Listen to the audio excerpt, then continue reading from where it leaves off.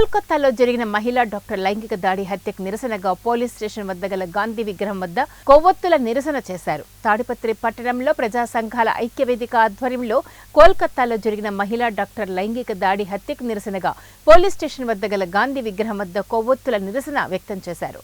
కార్యక్రమంలో ప్రజా సంఘాల ఐక్యవేదిక నాయకులు మాట్లాడుతూ సెంట్రల్ ప్రొటెక్షన్ యాక్ట్ తేవాలి, దోషులను వెంటనే శిక్షించాలి, ఆసుపత్రుల భద్రతా ప్రమాణాలను నిర్దేశించాలి, మోడీ సర్కార్ మొద్దు నిద్ర వీడాలి అంటూ డిమాండ్ చేశారు.